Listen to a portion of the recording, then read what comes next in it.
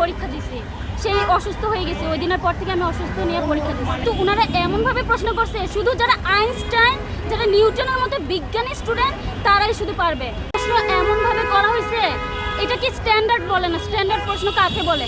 যেটাতে তোমার যারা ফার্স্ট স্টুডেন্ট, যারা হচ্ছে তোমার মধ্যম, যারা নিম্ন, সবারটা মিলাইয়া তারপরে হচ্ছে প্রশ্নটা করা উচিত। কিন্তু ওনারা এমনভাবে প্রশ্ন করছে, শুধু যারা আইনস্টাইন, যারা নিউটনের মতো বিজ্ঞানী স্টুডেন্ট তারাই শুধু পারবে। কারণ আমরা তো কলেজের টপার, আমাদের কাছে অনেক কঠিন আসছে, প্রশ্ন অনেক কঠিন আসছে, আসলে অনেক কঠিন। শুধু কি হার্ড প্রশ্নের জন্য আপনারা শিক্ষামন্ত্রীর পদত্যাগ চান? না, শুধু হার্ড প্রশ্ন না, আমাদের কথা হচ্ছে কি রুটিনও, আবার হচ্ছে আবহাওয়া। এক নম্বর হচ্ছে আবহাওয়া।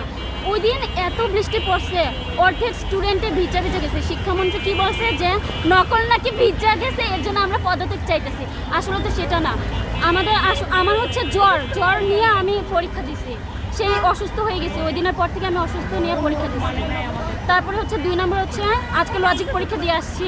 লজিক পরীক্ষা ভালো হয়েছে, কিন্তু জানেন তো আর্টসের মধ্যে ভূগোল অনেক কঠিন। তো কালকে হচ্ছে ভূগোল পরীক্ষা হবে আমাদের। তো